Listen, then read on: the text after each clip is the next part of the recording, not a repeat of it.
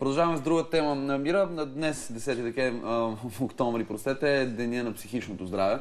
Колко здраве е държавната политика обаче за алкохолиците? Официална статистика у нас за техния брой няма. Знае се само, че те са стотици хиляди, че голяма част от тях въобще не се лекуват. Когато все пак стигнат до психиатричното отделение, никой не гарантира как ще излезнат от него. Рада Богданова ни разказва повече.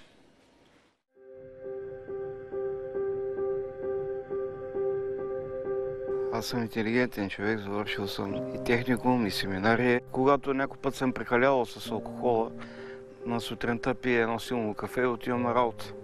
Нямаше никакъв проблем. Но от 2000-та година една сутрин се събуждам и вместо кафе лигам чашата с алкохол, защото започнах да треперя. 14 години тогава съм един от най-редовните посетители на това заведение. Заведението е 6-то мъжко отделение на Държавната психиатрична болница в Раднево. Самоличността на този негов пациент ще остане скрита. За репортажа той си избра името Иван. Много ме боли, понеже обществото не разбира този проблем, че това е болест. Повечето хора смятат, че това е грях, че това е липса на воля, лошотия, но не виждат, че това е едно заболяване, при което човек и да иска не може с усилие на волята да контролира пиенето си. Аз не мога да си контролирам мозък. Той трябва да получи помощ. И изпадаш такова безпомощно състояние, че ако не влезеш в болница и не ти се направи детокс, значи ти просто загиваш. Детоксификацията е само първият етап на лечението, т.е. човека трябва да не умре, да остане жив. Другия етап да живееш в болница без да пиеш и да извършиш някаква трудова дейност, която се казва трудотерапия. Но аз и от тук бягам. И фана някъде такава обща работа за 15-20 лева на ден. Аз мога с тях да пия поне 3 дена. Идвам тук в много плачевно състояние. Докторът се чуди какво да направи. Ако човека просто изкара детоксификация и бъде пуснат навън, той веднага отива и пак почва да пие.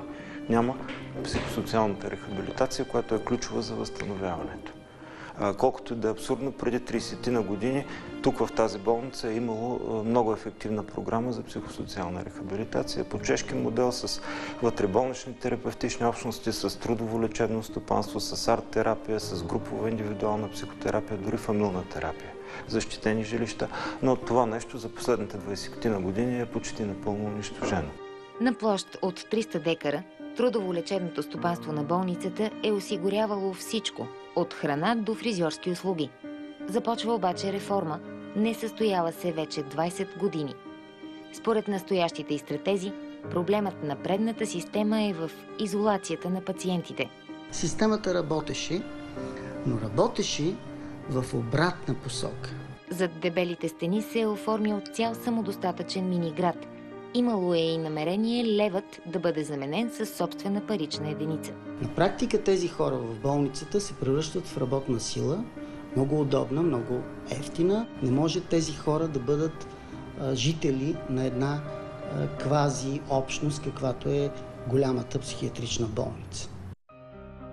С децентрализирането на системата, нейните елементи остават задължителни. Но те така и не сработват отвъд пределите на разградения болничен двор. Оказват се буквално циментирани. Държавни такива програми за рехабилитация, ресоциализация липсват. Тези услуги, които са предлагани от Агенцията за социално подпомагане, предоставят такава възможност за връщане на хора с увреждания обратно в общността. Предоставят ли за алкохолиците обаче? Мисля, че не. Причината – алкохолиците били особен случай. За тях трябва психотерапия. Безплатна помощ навън сега предлагат само сбирките на анонимните алкохолици. Ние сме тук в това отделение 60 човека и постоянно се въртим. Тук да ме да дойде някой нов, има хора тук стоят по 30 години. Просто въртим пациента, той деградира вярно малко по-бавно, но трайни резултати няма как да бъдат постигнати. И с това парадоксите не свършват. Тук има пациент, който е готов за трезвия живот навън, но няма къде да отиде. Пишем писма до социалните служби по местоживеене. Те не отговарят, че това тях не ги касае. Този човек е изхвърлен в психиатрията на практика, докато е жив. За него се грижат пациенти и екс-пациенти на болницата, които нямат нищо против да са символично платени санитари и пазачи Стига да имат покрив. Надниците от трудотерапията са в пъти по-ниски от минималната работна заплата, а тази новопостроена с европейски пари сграда само бетонира статуквото заложници на системата. Държавата го поощрява, защото не е направила необходимото да създаде условия тези хора сами да поемат живота в ръцете си. Трябва да има нормативна уредба, която да гарантира взаимовръзката между Социалното министерство и Здравното министерство. Междувременно сбирки на анонимните алкохолици в Радневската болница се провеждат от 2007 година. Иван е решил да ги посещава, докато чакат дългоочакваната уредба да заработи. На себе си и на нея дава срок. Си смятам тук поне до пролета, ако съм жив и здрав, да изкарам без да се изписвам, без да бягам, без да пия. Засъбуди се Рада Богданова.